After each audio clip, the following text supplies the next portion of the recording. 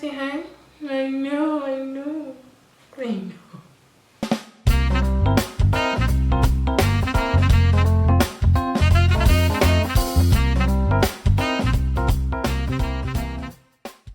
Suki, I know. But I need you to sit still if you're gonna be in the video. I need you to sit still, okay? Oh, really good at this. Oh, Suki. Suki. Hi, how are you? My name is Angel.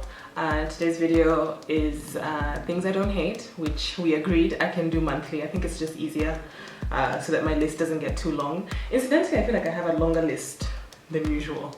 I think it's all the staying home. I'm trying a few more things than usual. Suki will not sit still, so I'll start with her and then we'll come back to everything else.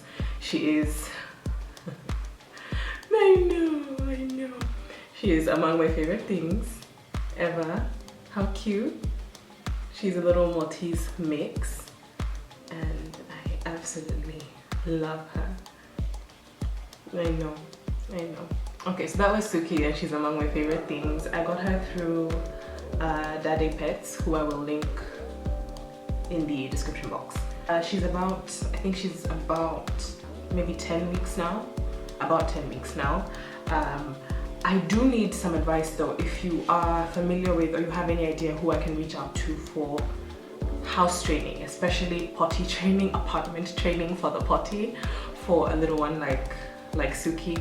Please let me know because it's just poop emergencies at any given moment. So if you can let me know who does well at training puppies for apartments. I know, honey. I know. Please let me know. I really need that information. Okay? Don't be Suki. The whole house is your potty. No couth. We're trying to raise you to be a lady. You can't just be pooping everywhere. Yeah, it's a lot of poop emergencies. So let me know if you know anyone that trains puppies. Okay, I'll let you down. Here you go. Okay, off you go. Then you put her down and then she sits. Okay, so Suki is my first thing that I don't hate, right? Okay, I think I'm gonna let her out so that I can actually do this video without distractions because every cute little thing that she does distracts me. So 1 second. Let's go see. Bye. Oh. Okay, so as promised, I do need to get back to you guys about these candles that I got at TAC about a week ago. And I am happy to report that I am just so obsessed with these, the Serenity candles from TAC store.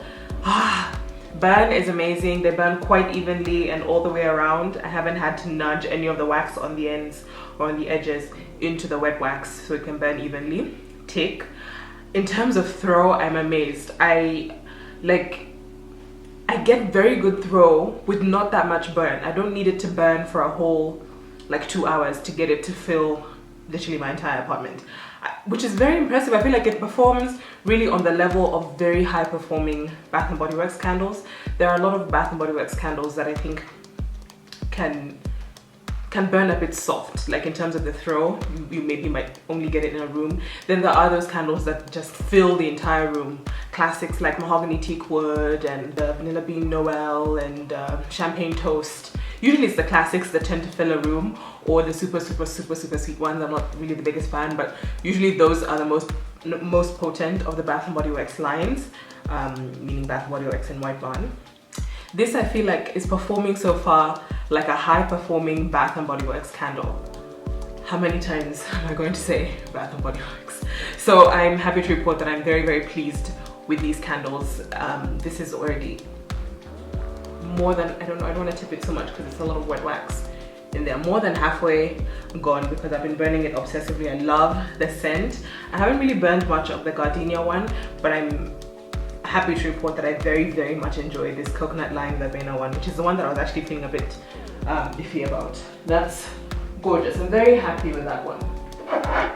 This one, however, the smaller ones, the ones from the D line, I guess, apart from the name of the scent, all that it says on the label is the letter D, so I guess that's the name of the line. This one has not really impressed me as much. I still really like the scent, and I've burned it quite a bit, but in terms of performance, I feel like it's mediocre performance in terms of throw. And also the more that I burned it, the further it went down, the harder it was for it to get it to burn all the way around. I had to keep kind of scraping with a spoon the wax on the edges to get it into the wet wax so it could burn evenly. Yeah, I'm not very impressed with this one. I did get a tip in the comments of that video to put aluminium around the edges of a candle to cause it to burn evenly all the way around, which is a solution if you already have a candle that doesn't burn very well.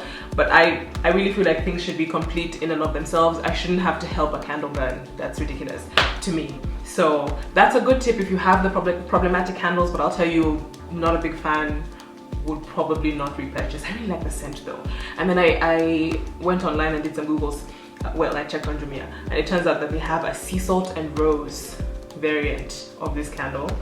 And even though I know better, already I'm telling you that I know better, I'm likely to purchase a sea salt and rose just to see, because me and roses, you know. But yeah, I will tell you that this is probably not the best quality candle in the world. I'm not particularly impressed. I have been shouting about this seasoning all over my Instagram for weeks now. I picked it up at ShopRite because whenever I go into the spice aisle at ShopRite, I'm going to come out with at least something, usually about 1,000 things, but at least one thing from the spice aisle. I can't help myself. I don't even try to help myself at this point.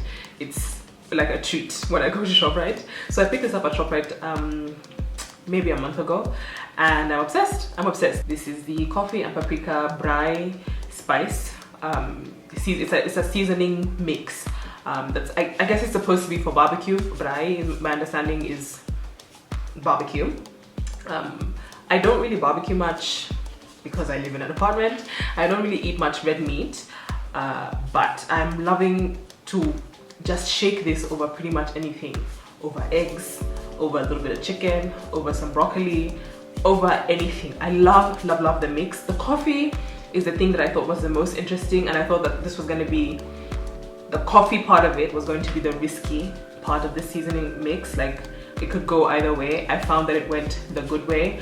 I think the effect that I'm getting is very similar to smoking. Like if you smoked a meat, you know how there's a taste of smoked meat, you know, or you, if you're familiar with liquid smoke, you can buy liquid smoke in a lot of stores, which makes food taste like you smoked it on a barbecue, like on coal, you know. This gives pretty much anything that kind of smoked effect, which I freaking love. I will say that on its own, it is not sufficient on a meat, especially if you're going to do like a steak or something. You're going to need to season it a little bit more. I had to use a bit more black pepper a lot of times. So it's not, like you're not just going to put this in food and that's the only thing that you need. That's not what this is. But if you just need a simple seasoning to throw onto things that taste like nothing, like if you're eating egg whites, and you need them to taste like something, this works. The joke that I made on Instagram was I would probably eat cardboard with enough of this on. I quite like this when it's available at ShopRite. This is random, shoes. I picked up these sandals at Woolworths and I love them. I think I've worn nothing else to go outside for probably the past like 2 weeks, maybe? I think it's been 2 weeks since I got them. They're the only thing I've worn to go outside. I love them. They're just really simple, minimal, kind of thong sandals. This thing adjusts, so I pull it down, which gives me a very secure fit on the foot. What I hate about sandals like this is when they behave like a patapata, like a flip-flop. When this part is too loose, then they're just flipping around. I really hate the sound of I hate that. My favorite thing about this sandal specifically is that this thing, pulling this little toggle further back, allows me to really tighten it onto my foot so it sits right on the top of my foot, so I don't get that feeling. I really hate that feeling, and this doesn't have that. So I love these little sandals. They're cute. They're in the Woolworths sale, which has really extended. I feel like the Woolworths sale has been going on for more than a month now, probably due to coronavirus. So these are available in the sale. I think I paid 1,600 for them. I think I paid 1,600, which I think is good for such nice looking sandals. Plus the bottom, I don't want to show you the bottom, they're filthy, but the bottom has like a rose pattern on it, which I'm a sucker for such stupid things. You never see it, it's touching the ground, but roses, pretty. So I have these 3 hair things that I want to share. The first is the wand that I'm using to achieve big bombshell waves in hair. This curling wand, I actually got, gosh, it has to be a few months now. But usually with tools, I like to really give them a whirl before I come and say I like this thing, because sometimes something will perform perfectly for 1, 2, 3 uses and then conk out, you know. So I'm now ready to say that I endorse this curling wand. It's I think it's 1.5 inches. What is 38 millimeters? 38 millimeters should be 1.5 inches, about there, right? Anyway, you can see it's quite a it's quite a thick curling wand. Gosh, I wish I could grow up. Okay, it's quite a thick curling wand, which I think is important for getting bodacious big curls. These are dropping because it's been a couple of days since I put them in, but I feel like I cannot achieve the kind of body that I want with my smaller wand. So I was very happy to get this and have, you know, get the results that I was wanting. I got this from an Instagram store that I'll link below, a House of Queens. Is it House of Queens or Wicked Queen? I know it's owned by the same, they're owned by the same lady. I think it's Wicked Queen that I got this from. Her name is Anne. She's wonderful. It was delivered within 2 hours of my purchase, which I love. That's usually what I want from any delivery, honestly. Like I feel very annoyed about the fact that sometimes I have to wait for next day delivery. You know, I'm not a patient person. I can tell you that for free. So I love that she like delivered this to me in a couple hours, and I have loved it ever since. Oh, I'm getting some frizz. Probably not the best time to show you this hair, but I tell you, all of the bombshell kind of waves that I ever put on Instagram, this is probably the one that I'm using. I'll put in a clip if I can find it of the second time that I used this wand. I was about to cry. They came out so cute. Like my waves were my bombshell curls. I did like a Marilyn bob. It was everything. Love that wand. Then in achieving those the curls and getting them to stay, nothing has been more useful and effective than this mousse. This is the ORS wrap set mousse. Basically, if I don't use this, they're dropping in a couple hours. My curls are dropping within maybe 3 to 5 hours. Then it's just lank, you know, Severus Snape hair. Not cute. This, I really love this product. I find that it doesn't build up very quickly, in that I can style my hair 3, maybe 4 times before I start to feel like, okay, I need to wash it. It's, you know, product is building up, and in that 3 to 4 times, each time I set it, each time I curl the hair, I'll probably get those curls to stay 2 or 3 days, depending on how much I'm doing this. I get very excited when my curls are bodacious, so I'm all like, Sorry, what did you say? Did you say something? Oh, me? Is it me? No, not me? Okay, like I get, you know. So if I can keep my head steady, I can keep the curls in for like 3 or 4 days with this in. So 3 to 4 uses for 3 or 4 days tells you maybe 12 to 16 days without needing to wash the hair out, and it's holding a curl. Love it. This is a wonderful product if you're a wiggy, or if you just need something to hold curls. That is my biggest frustration with styling hair, is that you lose beautiful styles too quickly sometimes. This is a saving grace. I use very little of it, and I don't use it for, I've seen people use it like a pump per curl, which I think is way too much product. I put in one to maybe 3, I'm trying to imagine how I do it. Probably 3 pumps into the palm of my hand, then I just run it through the hair. I don't saturate the hair in it, like I don't try to get the hair wet, just enough to make it kind of like you've touched it with something wet. That's it. And then I curl in sections without adding any more of this, unless I curl a section and it drops, then I might put a little bit more, comb it through the hair and then reset. But that's pretty much it. And then sometimes I do have to reset the top here, because I like when I'm ready to go out, I like to push it up like that. Like I like a bit of volume up there like that, so I might run a bit more mousse into that little bit and recurl, and usually this is where I get the most build up, because this is where I need the most hold. This is where I need the most product. Of all of the products that I've used to try and hold a curl, this together with my Taft hairspray match made in heaven. I talked about that hairspray in another things I don't hate, I think. If I did, I'll link it. I'm sure I did, because I remember sitting here and talking about that hairspray. I'll link it here. Then for straight hair, because I got a kinky straight unit a couple, not even 2 weeks yet, maybe 10 days ago, which I'm really loving. I don't want to come on and rant about it yet, because I think with hair you kind of need to give it a few weeks before you rave about it, but I am really loving that hair. If you're on my Instagram, you know I can't stop swishing it around. But to keep it straight, because sometimes you get a bend in it from, you know, putting it in a ponytail or whatever the case. To keep it straight, I've been using this, do I want to call it like a hot comb? Okay, it's called an ionic hair straightening brush. Fancy. In short, it's just a brush with heating pads.